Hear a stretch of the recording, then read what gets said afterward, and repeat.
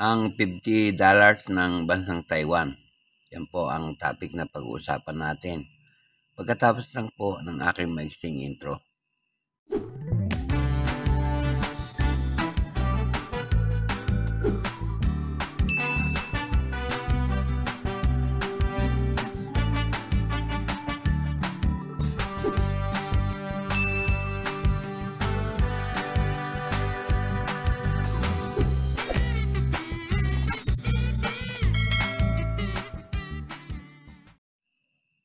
Magandang araw po sa inyong lahat, lalo sa aking mga kabarya at kapwa-kolektor.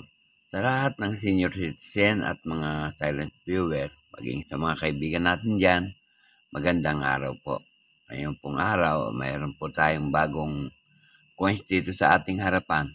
Ito po yung tinatawag nilang $50 ng bansang Taiwan.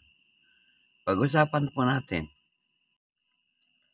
Sa harapang bahagi po o verso na bahagi ng baryang ito, makikita natin sa kanyang bandang gitna ang tinatawag nilang Presidential Office Building. Yan po sa Taipei po yan. Nakasulat yan sa Chinese lettering. Tapos po sa may bandang ibaba yung kanyang Gregorian na lettering, petsa ng pagkakagawa. Ayun po, 1996. Yan. Ang translation po nung nakasulat na Chinese lettering sa ibabaw ay Republic of China, year 85. Sa verse na bahagi naman yan, makakita tayo ng tinatawag nilang orchid flower. Yan po, may mga vine pa po siya. Tapos yung denomination na yung 50. Makikita ninyo sa reverse na bahagi. Ang translation po niya na yan po na may Chinese lettering, $50. Yan po. Kung titignan natin ang kanyang edge, yan po. May segmented reading. May readed, tapos may plain.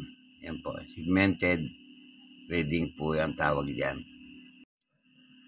Yan nga pong barya na yan ay nanggaling sa bansang Taiwan. Republic po ang panahon nila o yung period na tinatawag magbuhat 1949 hanggang sa kasalukuyan. Standard circulation coins po yan. Ang taon po nila 8590 sa kanilang Chinese calendar.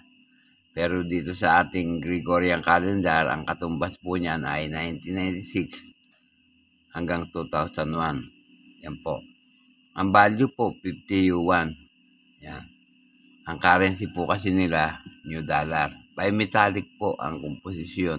Aluminum bronze sa gitna at copper nickel sa labas, yung ring niya. Tumitimbang po yan ng 10 grams. May diameter po na 28 mm at kapal na 2.1 mm. Medyo may kakapalan po. Hubog niya bilog. Mild ang technique na ginamit at middle alignment ang orientation. Na-demonetize na po yan noong June 30, 2004. Pero nag-iwan po ng number na N number 1586, saka po reference number na Y number 556, school number 26. Yan po para po sa kanyang pagkakakilanlan. Dito po sa numista ay may mga presyo na po. Pero gaya ng dati, ang babanggitin ko na lamang pong presyo ay yung para sa taong 1996. Yun po ang petsa ng ating barya. Yan po. Yung very fine po niyan ay 81 pesos. Yung extra fine, 140 pesos. Yung almost uncirculated, 210 pesos. At yung uncirculated ay 200 pesos din. Tumingin naman ako sa eBay, kaya din po sa News Corner, wala po akong makitang presyo niyan. Kaya yan po lamang at wala nang iba. Gaya po ng dati, bago po tapusin ang aking vlog ngayong araw, ay muli ay nais ko po sana kayong pasalamatan sa inyong walang sawang pagsubaybay sa aking mga video. Salamat po ng marami sa inyo. At sa huli ay masabi kong mabubuhay tayong lahat.